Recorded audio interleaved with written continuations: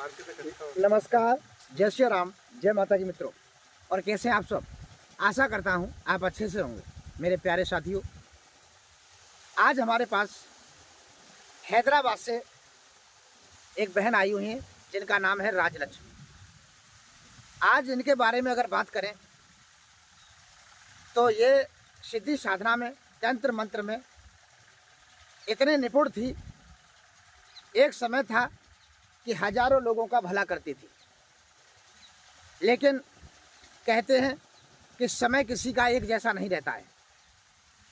उस समय इसकी चमत्कारी को देखते हुए कुछ लोगों ने इसके शरीर पर बंधन डाल दिया और सारी चीज़ों को लॉक कर दिया। मेरी समझ में यही नहीं आता है कि ऐसा लोग करते क्यों हैं। अरे किसी को हंसता खेलता फलता फूलता देख करके जलते क्यों हैं? दूसरे से जलना अपनी बर्बादी होती है, इसलिए थोड़ा अपनी तरफ भी ध्यान दिया करें। मेरे प्यारे साथियों, आज ये राजलक्ष्मी इतनी परेशान और दुखी होकर के हमारे पास आई है। हमारे भैया ठाकुर दास जी, जो हैदराबाद के निवासी और हमारे परम शिष्य, और उनके साथ एक उनके प्रेमी, ये सभी लोग काफ़ी समय से पहले हमारे से ऑनलाइन घर बैठे वीडियो कॉल पर दीक्षा ली थी। आज उनको मिलने का मौका मिला और यहाँ पर आए। इस लड़की को लेकर के, इसकी समस्याओं को देखते हुए हमारे पास आ पहुँचे। मेरे प्यारे साथियों, हमने जब इनकी समस्याएं देखी तो इनके शरीर पर लॉक लगा हुआ, यानी किसी भी तंत्र के द्वारा बंधन डाल दिया गया, जिससे कि राजलक्ष्मी के ऊपर कोई भी शक्ति प्रवेश नहीं कर रही है। जो शक्तियाँ आती थीं वो भी नहीं आ रही। लेकिन इसका कारण क्या है, आज मैं उसका कारण भी बताऊंगा कि ऐसा क्यों होता है और कब होता है। मेरे प्यारे साथियों, जैसे आज राजलक्ष्मी अपनी उन शक्तियों को पाने के लिए इतनी परेशान है, तरस रही है, क्योंकि जिसके पास में कोई पावर हो और उस पावर से वो हजारों काम कर चुका हो और फिर वो शक्ति एकदम से छोड़ के चली जाए तो उसके दिल पर क्या बीतेगी। वो उसकी चाह में इतना परेशान हो जाता है इंसान कि आप सोच समझ भी नहीं पाते। मेरे प्यारे साथियों, आज इस राजलक्ष्मी के शरीर का जो बंधन होगा वो रात्रि को शमशान में खोला जाएगा। अभी हम शमशान में ही आए हुए हैं और यहाँ पर अभी माँ शमशान काली से अनुमति मांगी है कि हे माँ शमशान काली, इस राजलक्ष्मी के ऊपर कौन सा बंधन है, कौन सी देव शक्ति इसके ऊपर अड़ी हुई है, जिससे कि इसकी शक्ति को आने में प्रॉब्लम खड़ी कर रही है। तो ये सारी चीज़ों को दूर करने के लिए आज हम शमशान काली से अनुमति मांगने आए हैं।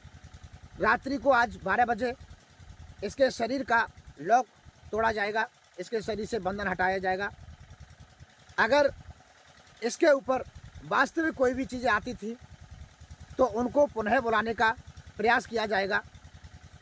और एक बात मैं आपको और बता दूं कि इसके ऊपर ये हमारे भैया लोग बता रहे हैं, कुछ तो हैदराबादी हैं तो इनकी भाषा में थोड़ा चेंजिंग है, क्योंकि वहाँ तेलुगु भाषा है, और हमारे ये भैया थोड़ा हिंदी में बात कर लेते हैं तो हम समझ लेते हैं। और ये हमारी बहन, तो आप कुछ बोल के बताएंगे, आप कुछ बोलेंगे अपने बारे में? क्योंकि मित्रों, इनकी भाषा हमारे और आपके पल्ले ही नहीं पड़ेगी तो फिर फायदा क्या है।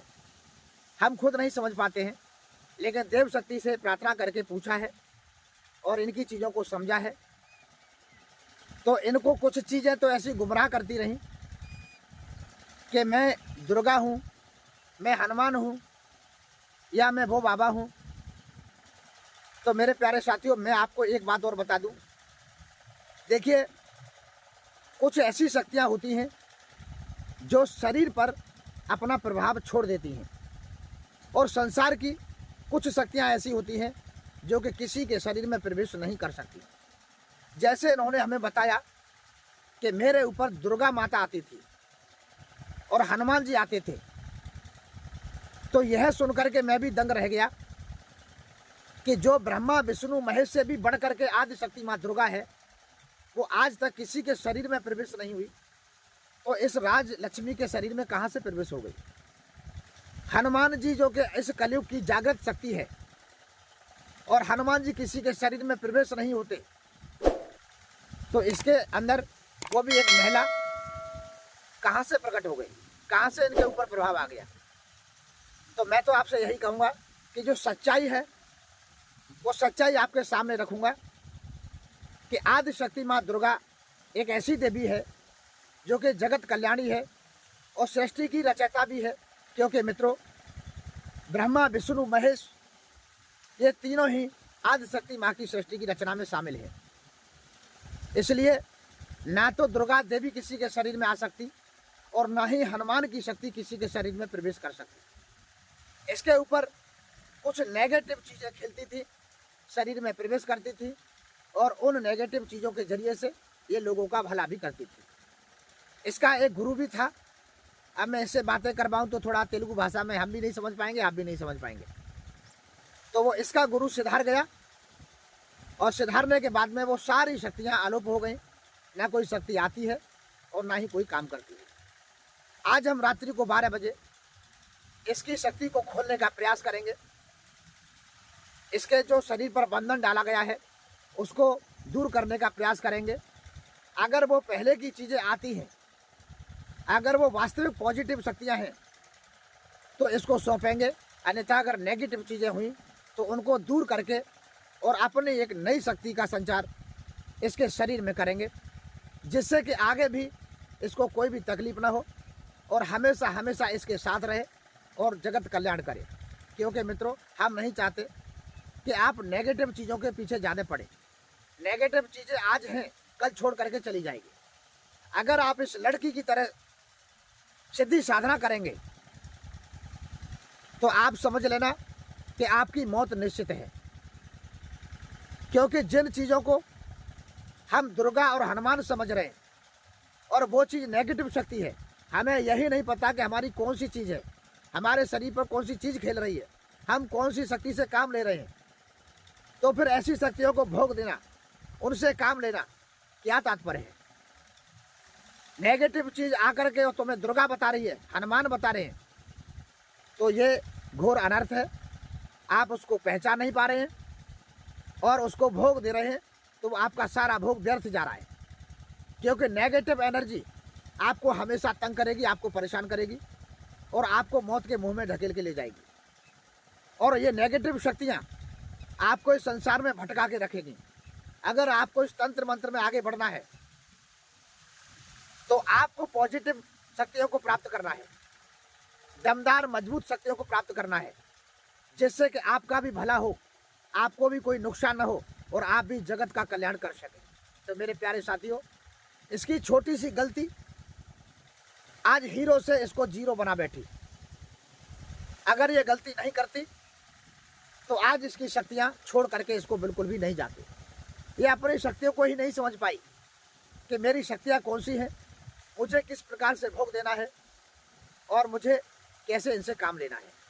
तो सबसे पहले मेरे जितने भी तंत्र मंत्र के साधक हैं, जो मेरे हम उम्र के साथी हैं या मेरी माताएं बहना हैं जो कि इस तंत्र मंत्र में आ रही हैं, और आज के इस दौर में मैं देख रहा हूं तो ज़्यादातर महिलाएं ही इस तंत्र मंत्र क्षेत्र में आ रही हैं और अपना रुतबा जमा रही हैं। लेकिन उनसे सबसे मेरा हाथ जोड़ करके निवेदन है, अगर आप शक्तियों को संभाल सको, उनको हमेशा भोग दे करके उनकी इज्जत कर सको, तो ही आप किसी भी शक्ति को प्राप्त करना। यूट्यूब पे आप वीडियो की भरमार देख रहे होंगे। कोई महिला है सिगरेट पी करके धुआं फेंक रही है, कोई लंबे लंबे बालों को जटाओं को बिखेर करके चल रही है, कोई नग्न अवस्था में समाज में अपना प्रदर्शन कर रही है। तो मेरे प्यारे साथियों, इस तंत्र मंत्र क्षेत्र में ऐसा बिल्कुल भी नहीं होता है। इसमें तो आप साधारण जीवन जी करके भी अपना कल्याण कर सकते हैं और जगत का कल्याण भी कर सकते हैं। दिखावा करना कोई बड़ी बात नहीं। दिखावा तो एक चिलमबाज साधु जो होता है ना, एक हुक्का पीने वाला, उन लोगों के पास भी भीड़ लग जाती है, लेकिन उस भीड़ का क्या तात्पर्य है? और दिखावा से कभी ना तो भगवान प्रसन्न हुए, ना ही कोई शक्ति प्रसन्न होती है। तो मेरे प्यारे साथियों, ये दिखावा बिल्कुल भी नहीं होना चाहिए। हम और आप एक नॉर्मल साधारण जीवन जी करके भी अपना कल्याण कर सकते हैं, लोगों का भला भी कर सकते हैं। आप कोई भी शक्ति को प्राप्त करना चाहते हो तो तन मन धन से पहले आप किसी अच्छे गुरु के शरण में जाइए, जो आपको सही रास्ता बता सके, सही मार्ग पर आपको डाल सके। कोई भी अगर आपको जीवन में एक शक्ति भी दे देता है तो बस आपका कल्याण हो जाएगा। जरूरी नहीं कि आपको ज़्यादा से ज़्यादा शक्तियाँ मिल जाएं। अगर एक भी मिल गई और आपने उसको संभाल लिया, उसकी इज्जत संभाल ली, तो वो शक्ति आपकी इज्जत संभालेगी और हमेशा हमेशा आपका साथ देगी। तो मेरे प्यारे मित्रों, इस बहन जैसी गलती कभी मत करना, नहीं तो आपकी बर्बादी हो जाएगी और आप इस तंत्र मंत्र क्षेत्र में कभी भी आने की भी नहीं सोचेंगे।